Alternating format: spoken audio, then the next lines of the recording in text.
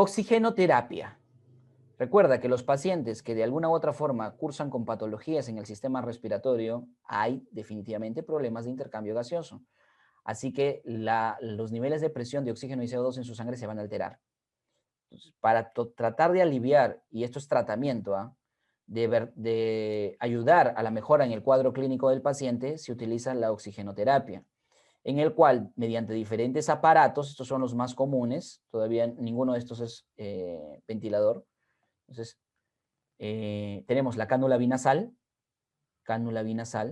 tenemos la mascarilla simple, esto es una mascarilla con reservorio, que hay de dos tipos, ¿sí? Una de no reinhalación y una de reinhalación, y eso los vas a distinguir de forma lateral en la mascarilla si tiene la presencia de válvulas. Si las tiene será de un tipo, si no las tiene será de otro tipo, ¿sí? Recuerda que mascarilla con reservorio hay de dos tipos.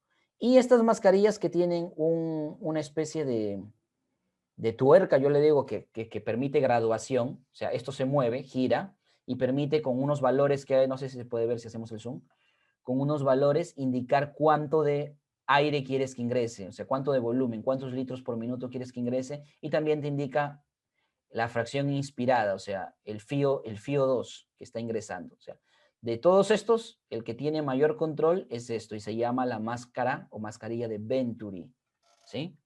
Mascarilla de Venturi. Bueno, estos equipos de oxigenoterapia básicos y que lo vas a manejar como, no como especialista, sino como médico general, son clasificados en dos grupos, sistemas de bajo flujo y sistemas de alto flujo. De todos los que te he mencionado aquí, ¿cuál es el único de alto flujo? Este de acá. ¿Por qué se llama de alto flujo? Porque para llegar a una determinada FiO2, es un porcentaje de fracción de oxígeno en ese aire que te van a dar, necesita mayor volumen. Por ejemplo, acá compara, mira, compara cualquiera de ellas. La cánula nasal para llegar a 28 de FiO2 solamente necesitas 2 litros por minuto. En cambio, el sistema de Venturi o mascarilla de Venturi para llegar a 28% de FiO2 necesita 6 litros por minuto. Entonces, el flujo de ventilación ha aumentado, por eso se llama sistema de alto flujo. Bien, entonces cánula nasal, mascarilla simple, mascarilla de reinhalación parcial o con reinhalación y mascarilla de no reinhalación. Ambas son con reservorio, ¿sí? Ambas son con reservorio, son de esta forma. Se diferencian en la presencia de válvulas a nivel de este lugar. Y la mascarilla de Venturi. ¿Perfecto? ¿Hay que aprender esto, Doc? Sí y no. Para ser médico, sí. Para la universidad solamente tienes que aprender este valor y estos valores.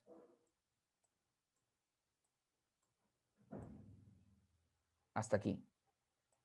Entonces, con esos ya te vas a ayudar mucho en el examen, porque depende del estado de ánimo del doctor que te vaya a poner o no en el problema el valor de FiO2 para el respectivo equipo de oxigenoterapia del paciente. ¿Sí? Entonces, si está de buen humor, te lo pone. Tú ya no tendrías que memorizar. Pero ha habido casos en los cuales no tendría por qué ponértelo.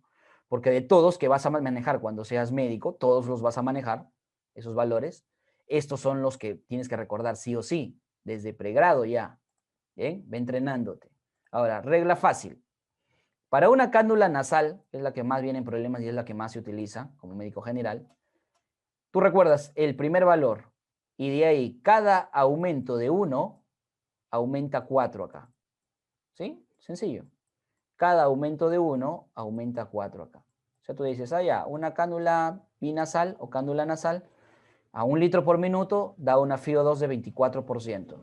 A 2 litros de 28, a 3 litros de 32, a 4 litros de 36, 5 litros de 40, a 6 litros de 44, ¿sí? Y solamente se utiliza de 1 hasta 6 litros, no es al infinito, ¿ah? Ya si quieres aumentar el flujo, o sea, si quieres ponerle ya 7 litros, ya no utilizas ya cánula nasal porque son sistemas de bajo flujo. Pasas a otros sistemas, lo cambias a una mascarilla donde ya utilizamos unidades de ventilación, valores como ya el que tú quieres, que es 7, ¿sí? O te vas al sistema de Venturi. Bien, muchachos. Hagámoslo real todo lo que estamos viendo acá teórico. Primer ejercicio, estás en tu examen y te viene esto. Con calculadora, por favor, porque yo no lo he calculado. Solo lo he escrito. Tiene varón de 65 años, se encuentra hospitalizado con oxígeno por puntas, 6 litros por minuto, con los siguientes parámetros de su AGA. Presión arterial de oxígeno 87.8 milímetros de mercurio, presión arterial de CO2 28.2 milímetros de mercurio, saturación de oxígeno 96%, 96.6%, bicarbonato presente 10.9%, 10.9 milímetros de mercurio, acá no es así, ¿eh? Miliequivalentes por litro, está mal esto. Bórralo, bórralo. Hago con sueño para escribir eso. Borra. Y pH 7.32. PB, ¿qué es? Presión barométrica, ¿sí? Se puede interpretar como presión atmosférica. De 597 milímetros de mercurio. O sea, estás en la altura.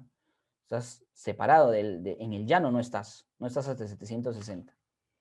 ¿Qué te pide el ejercicio? Calcular la PO2, la presión inspirada de oxígeno, la presión alveolar de oxígeno, la presión arterial de oxígeno esperado, la gradiente alveolo capilar o gradiente alveolo arterial de oxígeno y el índice de oxigenación tisular. A ver, a trabajar, muchachos. ¿Alguien tiene alguna pregunta? Tienes 5 segundos para hacerlo. Yo no lo voy a hacer, ¿eh? Supone que tú lo tienes que hacer. Yo más o menos te voy a orientar. A ver, todos. ¿Cómo se calcula la PO2? La PO2 se calcula la fracción inspirada de oxígeno. Voy a conectar mi tableta, ¿sí? Porque así no voy a poder escribir.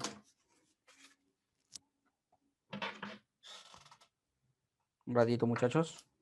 Vayan calculándolo. Si alguien tiene algún valor, puede enunciarlo.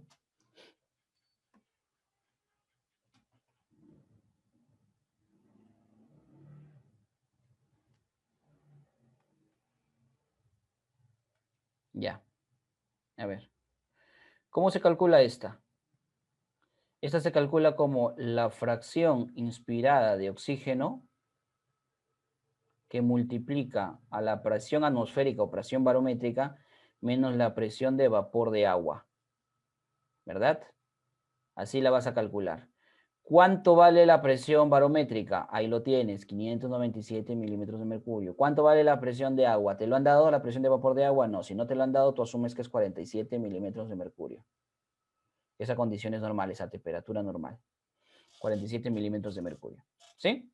¿Y la FiO2? Ah, ¿cuánto vale la FiO2? Mira, 21%, no, te dice que está conectado, está con oxígeno por puntas. ¿Qué significa oxígeno por puntas? Cánula binasal, ¿sí? Oxígeno por puntas es lo mismo que cánula binasal. 6 litros por minuto. Entonces, 6 litros por minuto, ¿cuánto es? Solo había aprendido 1,24, pero súmale pues 4, 4, 4, 4. A 6 litros por minuto, ¿cuánto llegas? A 44, ¿sí? Calcúlalo. 44%. O sea, esta FiO2 sería 44 sobre 100. 44%. Estás apuntando, ¿no? 44%. Muy bien. Ya está. Y ese salió un valor y ya tienes el PO2, la presión inspirada de oxígeno. Ya lo tienes. Ahora, la presión alveolar de oxígeno. ¿Cómo se calcula la presión alveolar de oxígeno? La PO2 menos la presión arterial de CO2 sobre el coeficiente de intercambio gaseoso. ¿Verdad? Entonces, tenemos PO2 que salió del primer valor. Aquí se calculó la PO2. Esa PO2 lo reemplazas acá. Le restas la presión arterial de CO2. ¿Cuánto es la presión arterial de CO2 en paciente? 28.2. Y eso dividido en coeficiente de intercambio gaseoso. ¿Te da el valor? ¿En algún momento menciona el valor? No, entonces asumes que es 0,8. Y lo calculas. Ya te da el resultado. Ahora, ¿qué es esto? Antes de eso, vemos. Este sí lo podemos calcular. La gradiente alveolo arterial. ¿Cómo se calcula la gradiente alveolo arterial? Como una resta de la PAO menos la presión arterial de oxígeno. Así se calcula la gradiente alveolo arterial. ¿Cuánto vale esta? Esta salió del valor de aquí. Y esta de aquí, te lo dice el problema, vale 87.8. Presión arterial de oxígeno, 87.8 milímetros de mercurio. ¿Sí? O sea que esto calculado ya. Ya, ahora, Doc, me ha tranqueado usted. Presión arterial de oxígeno esperada e índice de oxigenación tisular. ¿Qué es eso? ¿Con qué se come? What pulpins y fruchicola. A ver, aquí lo tienes. Otras fórmulas. ¿Cómo se calcula la presión de oxígeno esperada al paciente? Entonces, se calcula de la siguiente manera. Con la presión alveolar de oxígeno menos 20. Y eso es lo que deberías esperar en condiciones normales que el paciente tenga en su análisis de gases arteriales. O sea, así se calcula, por eso se llama esperada. ¿Bien? Y el índice de oxigenación tisular se va a calcular con la división de la presión arterial de oxígeno del paciente, o sea, 87.8, sobre la FiO2. Y la FiO2 depende del equipo de oxigenación. Y si no hay ninguno, 21%. Pero acá sí había, ¿verdad? 44%. Cánula binasal a 6 litros por minuto, 44%. Y ahí así calculas el índice de oxigenación tisular. Estos dos, bueno, perdón, este parámetro, el índice de oxigenación tisular, ¿dónde está? Este. Y la gradiente alveolo arterial son bien importantes para saber en qué tipo de trastorno está el paciente. Me refiero a gravedad. Si es un trastorno severo, si es un trastorno moderado o si es un trastorno leve. ¿Sí? ¿No? ¿Cuál es el valor de normalidad de esta diferencia alveolo arterial? La normalidad es menor a 20. A ver, veamos. La gradiente alveolo arterial tiene que ser menor a 20 y eso es normal. Si aumenta de 20, ¿ya calcularon cuánto sale esa gradiente? Si aumenta de 20, significa que estamos yéndonos a gravedad del cuadro. Entonces, hasta 100 más o menos, de 20 hasta 100, es leve. De 100 a 200, moderado. Y de 200 a más, grave. De la misma forma, el índice de oxigenación tisular tiene que ser mayor a 300. Aquí es al revés. La normalidad es mayor a 300. Si disminuye, si va hacia abajo, entonces va a ser leve. Si disminuye poco, hasta 200. Si disminuye hasta 100, moderado. Y si disminuye menos de 100, severo. ¿Sí? Es un trastorno de insuficiencia severa, moderada o leve. Perfecto, chicos. Espero haberte motivado, o sea, ayudado. ¿Para qué sirven tanta fórmula que aprendemos? Hemoglobina. A ver. Tenemos ahí la molécula de hemoglobina. Es una proteína cuaternaria. 4 protómeros la forman con enlaces no covalentes que unen a estos protómeros. Y en el centro de cada protómero tenemos un disco amarillito ahí, ¿verdad? Ese disco amarillito simboliza al grupo EN. El grupo EN o grupo hemo. Este grupo EN es un anillo tetrapirrólico con un centro de hierro, 4 pirroles compuestos nitrogenados, un centro de hierro, y este hierro tiene capacidad para conectarse hacia 2 lugares. Arriba, hacia el oxígeno, y hacia abajo, hacia un aminoácido de la cadena polipeptídica de la hemoglobina. O sea, esto sirve para conectarse con la histidina. Es el aminoácido al cual se conecta de la cadena peptídica de cada protómero. ¿Sí? Bien, ese es el grupo hemo. O sea, en una de sus partes es el aceptor para la molécula de oxígeno. Y solamente cada grupo hemo puede aceptar una molécula de oxígeno. ¿Cuántos grupos hemos tiene una proteína llamada hemoglobina? 4, ¿no lo ves ahí? 4. Entonces, si tiene 4, ¿cuánta es la totalidad de oxígeno que puede unirse a la hemoglobina? Cada hemoglobina como máximo puede unir, 4 moléculas de oxígeno, como máximo, ¿sí? No más, no más, muchachos. ¿Las hemoglobinas que tenemos en el cuerpo siempre es la misma? No. Cuando eras embrión no era la misma, cuando eras feto tampoco. Cuando eres adulto tampoco. Tienes 2 tipos. En la vida adulta tienes 3 tipos en realidad, porque tienes mínima parte de hemoglobina fetal. En el feto su hemoglobina se llama fetal, la más abundante. En el embrión tenemos hemoglobinas embrionarias, Gowers 1, Gowers 2 y Portland. Son tipos de hemoglobinas embrionarias. Y en el adulto las hemoglobinas A. Pero recuerda, en el adulto tienes tanto hemoglobinas A como fetal, pero la fetal en mínima concentración. Las hemoglobinas tipo A se pueden clasificar en A1 y en A2. Esta es la A1, ¿ya? A1 de adulto y A2 también es de adulto, pero es la que hay en menor cantidad, 2.5%, mientras que 92% es de hemoglobina tipo A, ¿sí? El resto es de hemoglobina fetal. 2.5% de hemoglobina A2, 92% de hemoglobina A1, que es la más importante, y el resto de hemoglobina fetal en el adulto. Ya. ¿Esto qué es? Mira, 4 protómeros. ¿Ves que 2 son del mismo color y otros 2 son del mismo color? 2 rojitos y 2 morados. Ya, estas subunidades o protómeros tienen una denominación. Pueden ser alfa, pueden ser beta. Entonces, ¿qué significa la subunidad? La hemoglobina más común que tú tienes, la más abundante, 2 de esos se llaman subunidades alfa y 2 se llaman beta, ¿sí? Pero en la 2 ya es distinto, 2 son alfa y 2 son delta, alfa y delta, y así para las demás, ¿correcto? Este símbolo es Z, Z, alfa y épsilon, 2 alfa, 2 épsilon para la Goward tipo 2, Portland, 2Z, 2 gamma, ¿bien? Y la fetal, 2 alfa, 2 gamma. Entonces, preguntas quizás de datos que han hecho en exámenes de residentado pues, con respecto a los cuales vendrían a ser las subunidades que conforman a cada una de estos tipos de hemoglobinas. Bien. Otro detalle que te quería mencionar aquí es esto. Si tú ves en un reporte y te dicen hemoglobina A1C, ¿qué es esto? Hemoglobina A1C. Esto es uno de los tipos de hemoglobinas glicosiladas. Así responde un notrerista. Cualquier estudiante de cualquier lugar te decir, ¿es la hemoglobina glicosilada? No, no, es uno de los tipos de hemoglobina glicosilada. La hemoglobina es una proteína y cuando los glúcidos aumentan en sangre, sobre todo glucosa, pueden unirse a estas proteínas. Entonces, personas diabéticas glucosilan mucho su hemoglobina. Entonces, glicosilada o glucosilada. Y este es el símbolo con el cual la dosamos, ¿sí? Así es el nombre que nosotros le hemos puesto. Hemoglobina glicosilada, pero con glucosa. ¿Tú puedes glicosilar una hemoglobina con otras cosas? Sí, con fructosa. Y cuando es glucosilada con fructosa se llama HbA1a. ¿Sí? Te dejo esa pepita para que investigues. Hay glucosilación con fructosa, con glucosa 6-fosfato, que no es esta misma glucosa, sino la modificada, glucosa 6-fosfato, con el mismo ácido pirúvico. Entonces, diferentes tipos de hemoglobinas glicosiladas. Bien, vámonos a las curvas de saturación.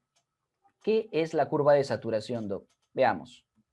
Gráfica compleja, así dicen, pero ya sabes, nada es complejo, nada es difícil, solo requiere un mayor dedicación o mayor tiempo, mayor horas de estudio. Mira, esto de acá es una gráfica que marca 3 parámetros, mezcla 3 parámetros. Normalmente te ponen sin este, pero aquí en la Academia Notrero te colocamos este tercer parámetro. ¿Qué son estos? Son valores de porcentaje de saturación de la hemoglobina. ¿Qué es esto en la horizontal? Son valores de presión de oxígeno, ¿sí? Presión de oxígeno medido en milímetros de mercurio. Y esto, que lo trae Notrero para ti con cariño, es contenido de oxígeno en la sangre. Por cada mililitro, o sea, cantidad de mililitros de oxígeno que tiene cada 100 mililitros de sangre. Por ejemplo, si yo te marco este valor, significaría que el paciente o de quien estamos midiendo los valores tiene como contenido de oxígeno en 100 mililitros de su sangre tiene 10 mililitros de oxígeno. ¿Sí? Entonces, cantidad en mililitros de oxígeno que tiene cada 100 mililitros de sangre. Eso significa esta recta de aquí. ¿Pregunta de esto? ¿Pregunta de esto para proseguir? Ya. ¿Qué es porcentaje de saturación? Porcentaje de saturación es el nivel con el cual está oxigenada la hemoglobina. Yo te había dicho, ya lo borré, pero te había dicho acá que como máximo una hemoglobina, ¿cuántos oxígenos puede aceptar? 4, ¿verdad? Entonces, cuando la hemoglobina acepta 4, se dice que está llena, repleta como los chinos, llenecita. ¿Sí? Si fuera un carro o un taxi, los 4 asientos están llenos. Eso significa hemoglobina saturada al 100%. ¿Qué pasa si solamente se suben 2? O sea, 2 oxígenos y 2 libres. Acá no hay nada, 2 oxígenos está llevando la hemoglobina. Se dice que está saturada al 50%. Bacán, entiendo. Por ejemplo, si solamente es 1, estaría saturada al 25%.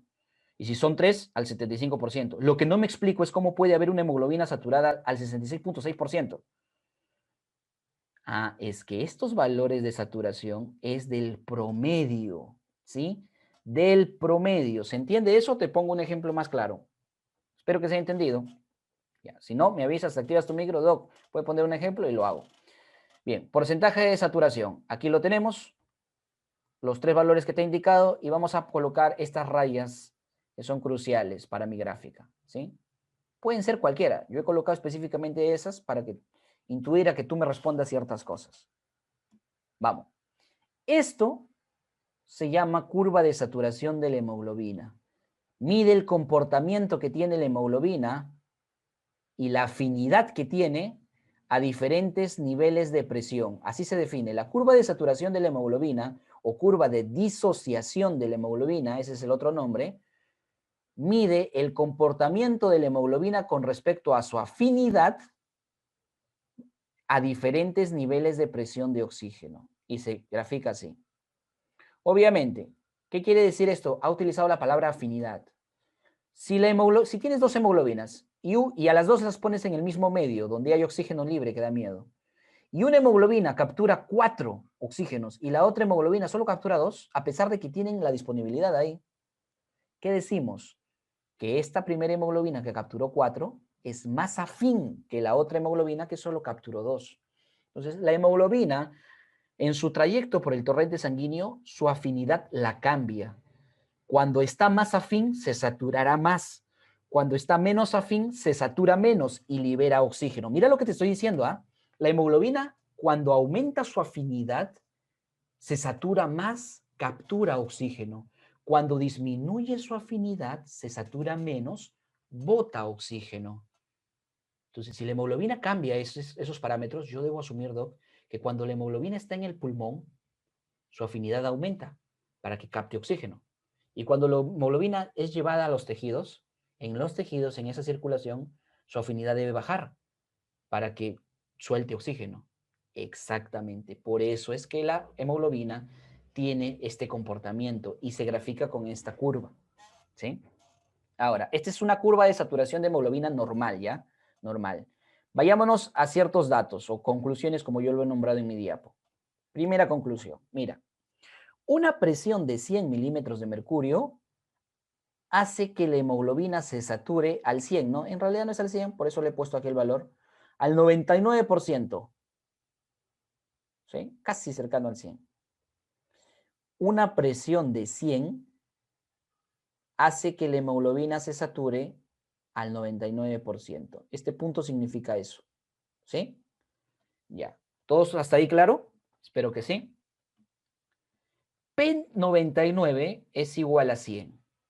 Para esta curva de saturación, para esta gráfica, la P99 es igual a 100. No voy a decir nada más. Tú solito vas a... Es un aprendizaje propio de cada uno. Una presión de 40 milímetros de mercurio, veamos, hace que la hemoglobina se sature entre 60 y 80, ¿no? 75 al 75%. Una presión de 40 milímetros de mercurio hace que la hemoglobina se sature al 75%. Entonces, para esta curva de saturación, la P75 es igual a 40. ¿Sí? La P75 es igual a 40. Veamos, muchachos. ¿Qué es la P50 en esta gráfica? Ahora sí voy a pedir que alguien participe. Y voy a confiar en Cisneros. Si puedes, participa y también le doy la opción a Salas Aguirre Javier. Y si no, cualquiera que esté escuchando. Pero ustedes son los responsables y no escucho a ninguno. Hablen, chicos. ¿Qué es la P50? ¿Nadie? Vamos, Javier. Eh, Tú puedes. es la presión que hace que la hemoglobina se sature al 50%. Muy bien. Perfecto. Perfecto. Es la presión en la curva que hace que la hemoglobina se sature al 50%. ¿Y cuánto vale? En 20 y condiciones normales, tantos, porque... ¿Cómo? 20 y algo, 20 y algo. Muy bien, Menor de 20 y 25. algo. Ya, 26 es el valor. Es que son valores estándar, son valores ideales. Por algo yo he cogido estos valores, no son cualquiera que se me ha ocurrido. Esta es una curva de saturación estándar, ideal, que si tú fueras un humano perfecto, así debería ser tu curva de saturación de hemoglobina. Entonces, en un humano perfecto, la P50 es 26, así, 26.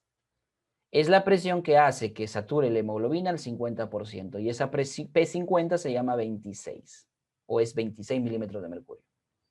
Bien, muchachos, ya está. Dejamos un ratito esto mientras tu cerebro lo está procesando y comentamos esto, porque no por las puras te lo he puesto. Mira, este valor de P99 y P75, P99 y P75,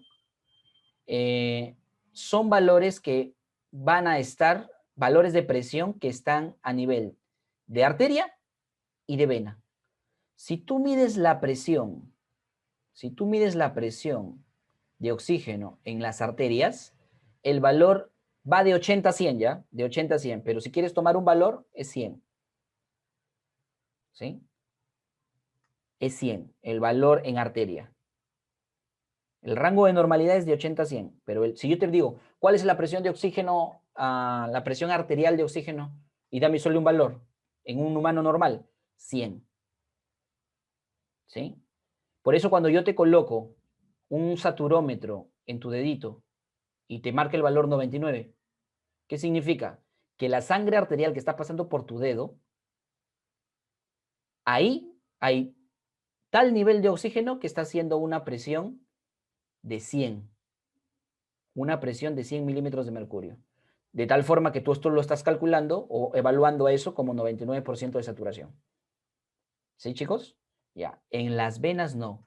En las venas, la saturación que llega a una vena, yo te digo, ¿cuál es la saturación de una vena? 75%. Significa que su P75 es 40. Te puedo preguntar, ¿no? ¿Cuál es la presión arterial, presión venosa de oxígeno? 40 milímetros de mercurio. ¿Sí? Son valores que son preguntas, por eso lo he puesto.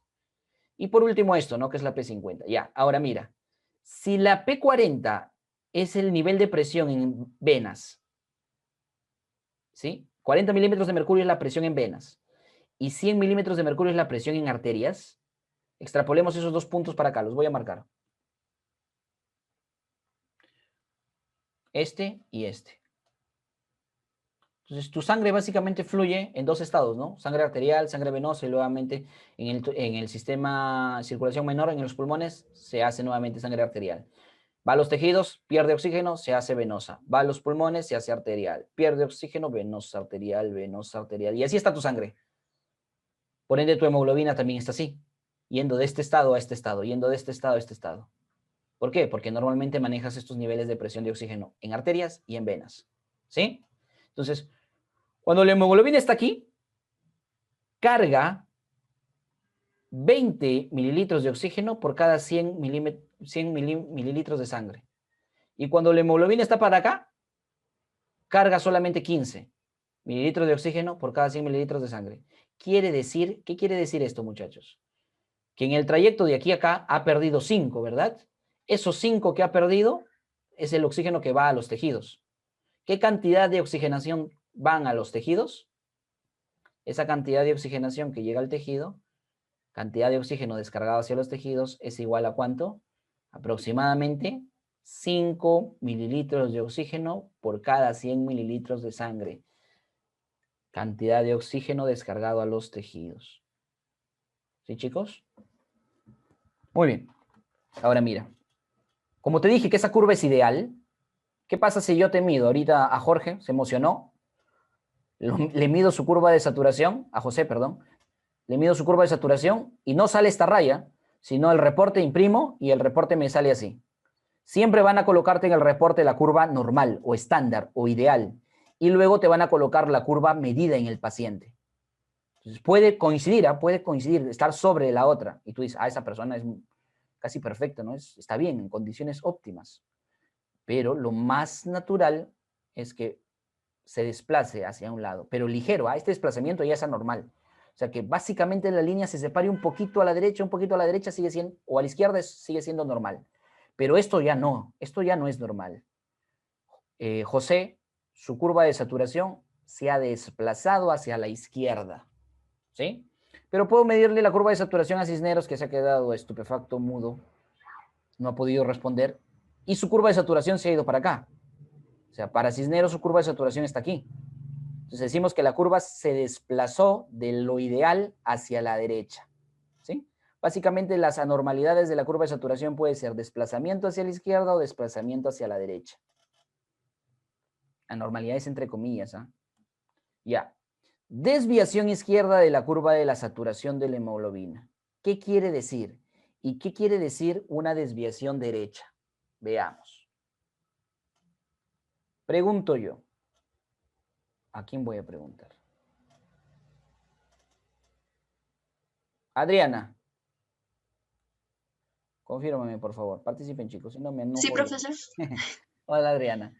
Eso debería poner, ¿no? Si no me responden, los voto. En el curso de Morfo mucho pregunto y no responden. Ya, Adriana, dime, para la curva amarilla, ¿cuál es la P50? Si no sabes, no hay problema. Doctor, no sé. Ya. A una saturación de 50 sería 60 Muy milímetros de bien. mercurio. La P50 en esta curva es 60. Perfecto, Adriana. Arquinigo, Sí, profesor. la P50 de la verde. 10 milímetros de mercurio. Ya está. Gracias, Arquinigo. ¿Qué sucedió ahí, muchachos? La hemoglobina que tiene esta curva de saturación amarilla y la de verde saturan a 50% con diferentes presiones. Ahora mira, Adriana es una hemoglobina que satura el 50%, se carga con 2, ¿ah? Y Arquinigo también es una hemoglobina que se carga con 2, al 50%.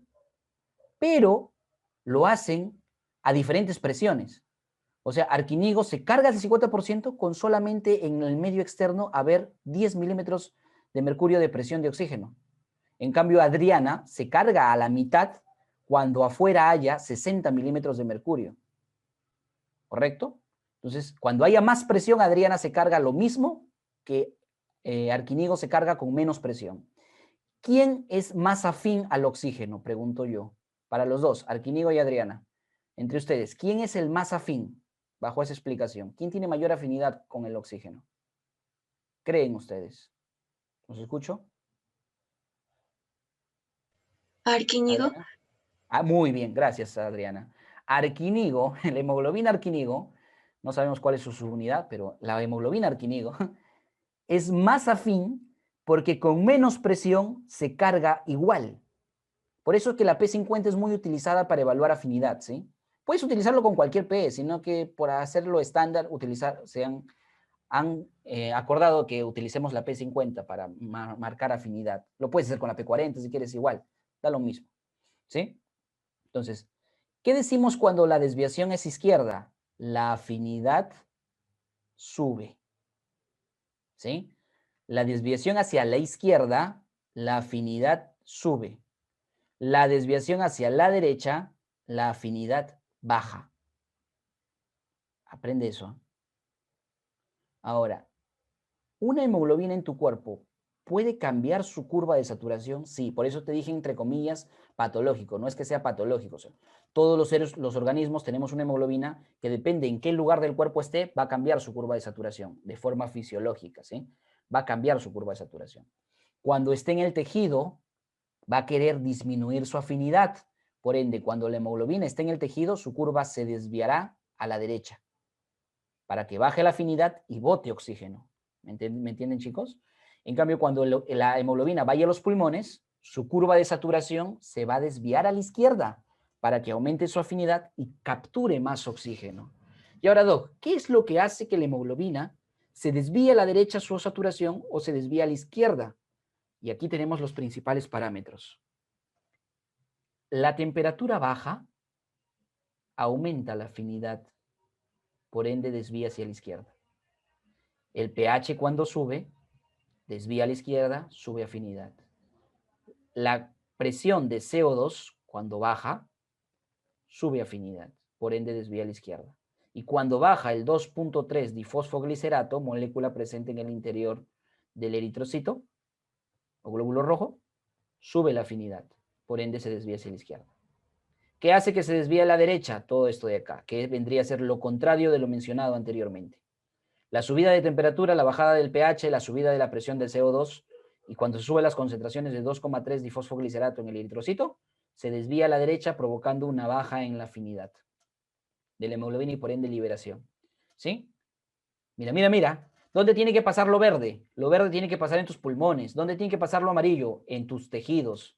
Te pregunto, ¿la sangre dónde estará más calientita? ¿En los tejidos o en los pulmones? Que es donde está llegando aire constantemente. La respuesta es clara, ¿no?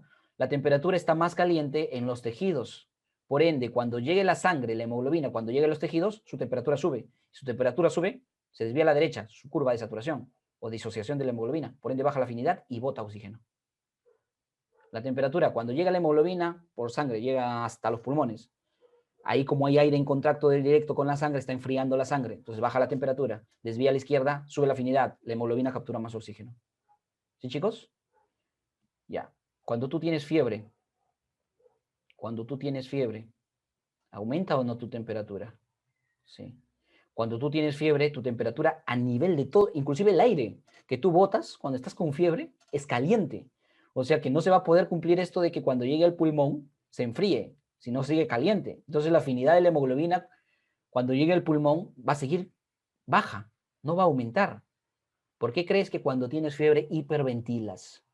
Porque de esa manera tratas de enfriar a la sangre porque necesita tu pulmón, necesita que esa temperatura en el pulmón baje para que la hemoglobina pueda capturar el oxígeno. Porque cuando tienes fiebre, la afinidad por el oxígeno baja. Es más difícil meterle oxígeno a la hemoglobina por su afinidad baja. Por eso hiperventilas en fiebre. ¿Sí? Y también para liberar calor, o sea, todo que se junta, ¿no? Varias causas se juntan para tener en un proceso varias consecuencias. La hiperventilación en fiebre tiene varias causas y varias consecuencias. ¿Sí, chicos? Ya. ¿Cómo lo aprendes esto? Sube, sube con pH. Baja, baja con pH. O sea, de los 4 valores, si quieres olvidar, porque son preguntas de examen, si te olvidas, ya sabes que son iguales solamente con el pH. Afinidad con pH son iguales, con los demás es contrario. Afinidad con pH son iguales, con los demás es contrario. ¿Sí? Entonces te dicen, el CO2, cuando baja, ¿qué le pasa a la afinidad? Allá, CO2 no es pH, entonces es contrario. Si baja, el otro sube, y ya está. De esa manera lo aprendes. Miren, ¿qué es esto? Es comparar dos curvas de saturación de moléculas que capturan oxígeno. A es la curva de saturación de la hemoglobina, que ya la hemos estudiado, y B es la curva de saturación de la mioglobina, la que está presente en el interior del tejido muscular. La pregunta es, ¿qué conclusión puedo sacar de ahí? Respuesta inmediata, porque me estoy haciendo tarde, no sé cómo vamos con la hora. ¿Alguien participa? ¿Tiene 2 segundos? Muy bien, la conclusión que puedo sacar ahí es que la mioglobina tiene más afinidad por el oxígeno que la hemoglobina. ¿Entienden, muchachos? La mioglobina tiene mayor afinidad por el oxígeno que la hemoglobina, porque está desviada, o sea, si las comparo, una está más a la izquierda que la otra. Por ende, sus P50 para la B es menor que la A.